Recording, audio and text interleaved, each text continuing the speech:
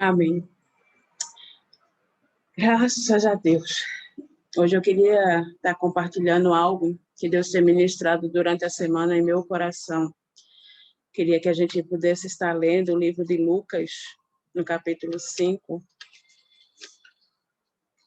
a partir do versículo 12 ao 16. Lucas, capítulo 5, do 12 ao 16. O texto fala sobre a cura de um leproso. Estando Jesus numa daquelas cidades, veio à sua presença um homem leproso. Vendo a Jesus, prostrou-se com o rosto em terra e rogou-lhe: Senhor, se quiseres, podes limpar-me. Ele, estendendo a mão, tocou-lhe e disse: Quero ser limpo. E imediatamente a lepra desapareceu dele. Ordenou-lhe Jesus que a ninguém o dissesse. Mas vai, disse, mostra-te ao sacerdote e oferece pela tua purificação o que Moisés determinou, para que lhes sirvas de testemunho. Mas a sua fama se espalhava ainda mais, e ajuntava-se muita gente para ouvi-lo e para ser por ele curada de suas enfermidades. Ele, porém, se retirava para lugares desertos e orava. Pai bendito, essa é a tua palavra, Senhor Deus, a palavra que o Senhor deixou como uma herança para nosso aprendizado, para que ela transformasse nossas vidas, que ela alimentasse o nosso espírito através do ensino do teu espírito. Então, para a honra e glória do teu santo nome, pedimos ao Senhor, ministra pelo teu espírito ao nosso espírito, para a honra e glória do teu santo nome. Amém. A gente aqui já teve a oportunidade de falar algumas vezes, acredito que Eduardo, eu falei sobre a questão dos leprosos, o que era aquela lepra, né? Uma doença infecto-contagiosa, uma doença que era temida, uma enfermidade que era vista pelos judeus como uma praga, uma enfermidade que dava na pele como feridas e que, quando constatada na pessoa, essa pessoa ela sofria toda uma reclusão. Essa pessoa ela tinha que se comparecer diante, né, do sacerdote na época do Antigo Testamento, ele teria que ver essas feridas e se ele visse que fosse, confirmasse que fosse a lepra ali, então existia todo um ritual que deveria ser feito. E ali em Levítico, no livro de Levítico, tanto capítulo 13 como capítulo 14, eles falam sobre essa lepra, de todos os procedimentos, de tudo que era feito.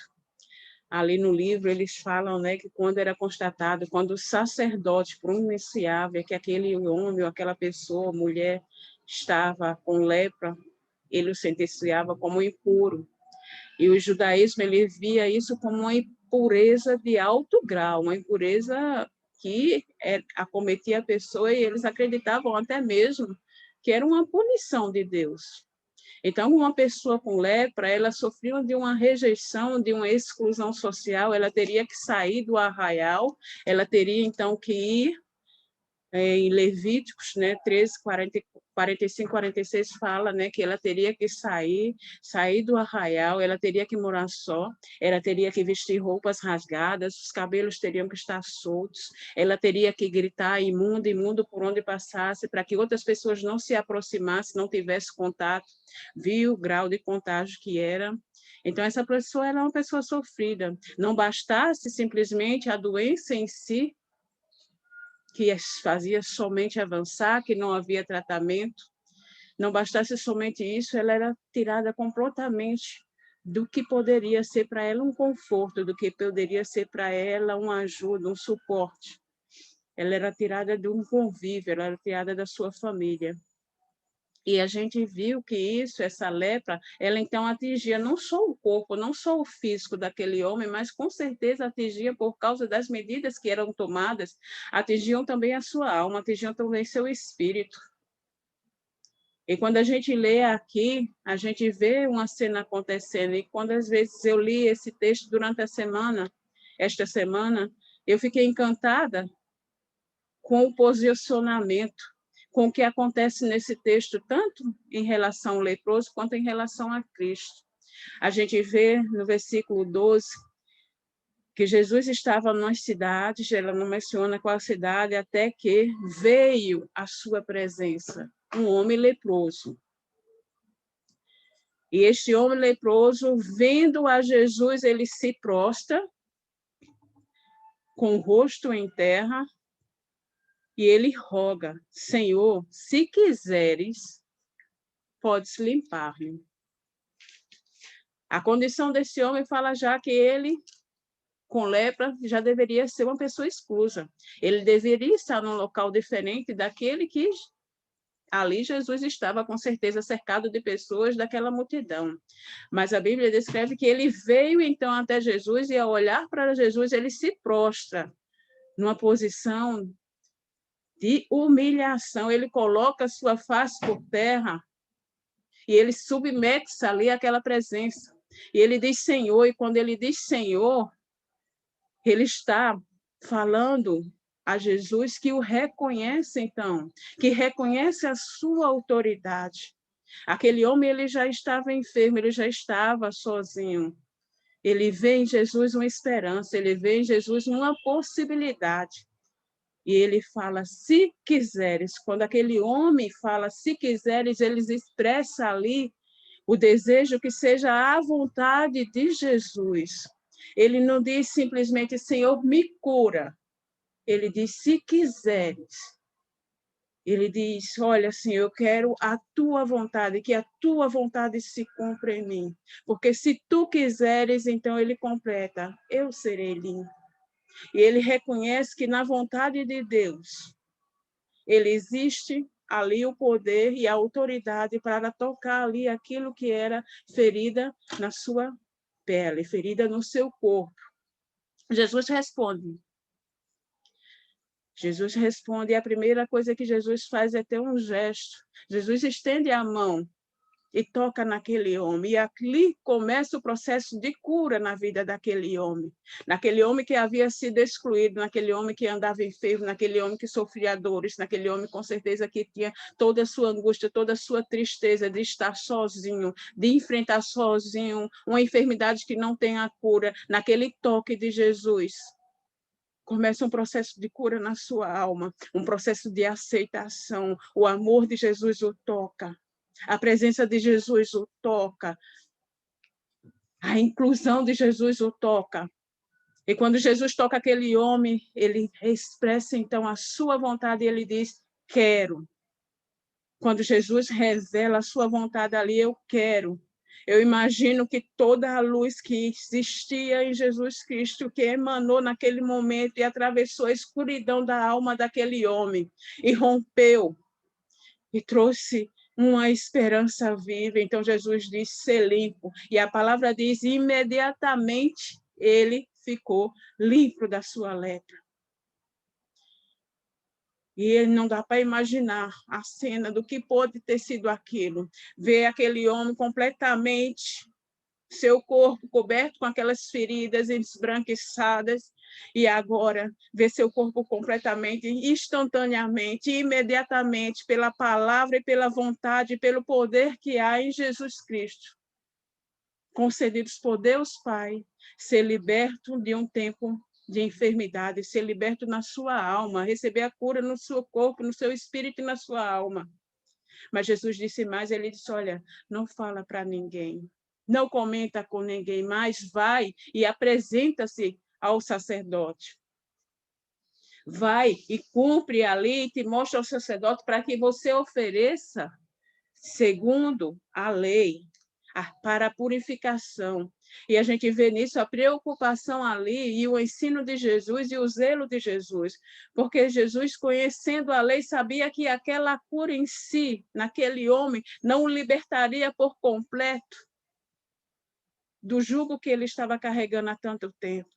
Aquele homem, ele precisava voltar para a sua família, ele precisava voltar para a sociedade, ele precisava ter o direito de novo de cultuar o Senhor. Mas ele só poderia fazer isso segundo a lei de Moisés, fazendo a purificação, apresentando-se ao sacerdote. E Jesus instrui esse homem para fazer isso. Apresenta, vai lá, oferece os teus sacrifícios, até que aquele mesmo que te considerou imundo venha e te considere limpo. E só assim você vai por completo ser reintegrado naquilo que você pertence, naquela sociedade, naquela família. E eu fiquei pensando e meditando nessa palavra e vendo quantos milagres Deus já operou na nossa vida. A própria salvação é milagre de Deus, de nos tirar do estado completamente de perdição, de nos tirar do lamação, das trevas, e nos trazer para o reino da sua justiça, para o reino do seu amor, para o reino da sua luz. A própria salvação de Deus é um milagre em nós. Quantas outras coisas Deus já fez, quantos outros milagres Deus já operou. E da mesma forma que Deus orientou e que Jesus orientou este homem para se apresentar, para oferecer sacrifícios, para ser testificado ali pelo aquele sacerdote que ele estava limpo, para que isso servisse de testemunho para todo o povo. Da mesma forma, quando Deus opera esses milagres nas nossas vidas, isso não se torna algo que aconteceu entre mim e Deus, entre você e Deus. As pessoas ao redor, elas vão começar a testemunhar. O milagre de Deus de nossas vidas faz isso, porque quando Deus nos encontra, nós somos uma pessoa.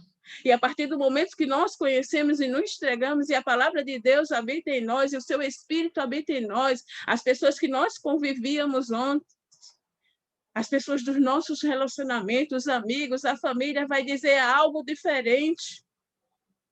Algo mudou na sua vida. Você já não anda da mesma forma, você já não fala da mesma forma. Existe um brilho no teu rosto, existe uma alegria. Você transmite paz. Então, quando Deus opera um milagre em nós, muitas vezes a gente, mesmo nesse silêncio, o poder de Deus que operou este milagre através do seu Espírito Santo, ele ultrapassa a palavra, ele é visto em nós, através da nossa caminhada, através do que nos tornamos em Deus. A palavra continua falando ali, mesmo Jesus pedindo silêncio, mesmo pedindo para aquele homem não falasse. A Bíblia diz no versículo 15 que a fama de Jesus Cristo se espalhava, que se ajuntava muita gente para ouvi-lo, para ser por ele curado de todas as suas enfermidades. E eu fiquei meditando nesse texto, nesse versículo, eu digo, uau! Mesmo no silêncio, a gente vê e conhece pela palavra que onde Jesus andava, na sua caminhada e no seu ministério, multidões o cercavam. Mesmo quando ele dizia, olha, não diga nada, não tinha. As pessoas testificavam a mudança, elas viam o resultado. E o que para muitos poderia ser sinal, o meu ministério está dando certo, eu estou tendo sucesso, eu estou sendo bem-sucedido, as pessoas estão vindo, se aglomerando, multidões querendo me ouvir. O olhar de Jesus para aquela multidão era diferenciado. Elas não afirmavam nele coisa alguma, mas elas enchiam o coração dele de uma compaixão, de um amor, daquele que tinha recebido uma missão e tinha recebido uma visão. O coração de Jesus olhava para aquela multidão e ele conseguia ver individualmente. O coração de Jesus olhava e sentia compaixão. Ele olhava e via perdidos, feridos, enfermos, pessoas sem esperança, pessoas que precisavam da palavra. Ele olhou e viu uma seara tão grande que ele disse, eles precisam de pastores, orem. Ore para que venha pastor e que cuide dessas ovelhas. Ore que venham pessoas, pastores, que juntem novamente esse rebanho, que zelem pelas vidas dela. Jesus, quando estava no meio de uma multidão, certa vez uma mulher que tinha um fluxo de sangue tocou em suas vestes. E com aquela atitude ela foi curada. Jesus parou no meio daquela multidão e disse, alguém me tocou. E os seus discípulos responderam, Senhor, tu estás sendo espremido por essa multidão. Como pode dizer, alguém me tocou? Veja quantos tem aqui. Mas Jesus, ele olha o indivíduo. Jesus, ele para um coração que clama por ele. Jesus para um coração que tem fé. mesmo em meio à multidão. Então, quando Jesus vê a multidão, ele não vê simplesmente números, quantidade, ele vê pessoas. Jesus procurou e olhou naquela multidão, procurando aquele que tinha lhe tocado, até que a mulher mesmo se apresenta a ele, fui eu. E Jesus libera aquela mulher e diz, a tua fé te curou. O que pode ser para muitos ali um termômetro para medir um ministério, para Jesus, a palavra diz que ele, diante dessas coisas, no versículo 16, diz, ele, porém, se retirava para lugares desertos e orava. No meio daquela situação, no meio daquela necessidade, no meio daquelas pessoas, Jesus, ele se retirava para lugares solitários. Existia a necessidade naquele Jesus, naquele homem, filho de Deus vivo, de buscar no Senhor o renovo, a força, o direcionamento, a comunhão, a vontade. Através desses tempos, que nós sabemos que isso era a base. Era a base da vida de Cristo, era a base da vida do seu ministério, ao ponto dos discípulos chegarem para ele e dizer, mestre, ensina-nos a orar, porque viam nele um referencial, porque viam nele uma pessoa que orava. Ensina-nos, nós queremos também aprender. A Bíblia fala de vários momentos onde Jesus orou, onde Jesus se retirava para o monte, retirava para lugares solitários para orar simplesmente, para fazer vigília, não vigílias como nós fazemos, mas para buscar mesmo ali a comunhão com o Senhor, com o seu Pai, e sair disso fortalecido. E não eram aquelas vigílias que muitas vezes nós fazemos na sexta-feira para dizer no sábado a gente recupera, a gente descansa. Muitas vezes que a Bíblia diz que Jesus passava a noite em vigília, a terceira, a quarta vigília, ele saía dali direto, pleno da presença de Deus Pai para servir esta multidão, pleno do Espírito de Deus para servir essa multidão, pleno do poder de Deus para poder operar a cura nessa multidão. A base de tudo ali, de seu ministério, estava na oração, na sua busca da vontade de Deus, na sua busca do que Deus poderia e faria e realizaria através da vida dele no tempo que ele esteve aqui como homem. Esse era o alicerce. E quando eu leio esse texto, e quando eu li esse texto aqui, eu fiquei imaginando, poxa, quanta simplicidade num texto e quanta profundidade.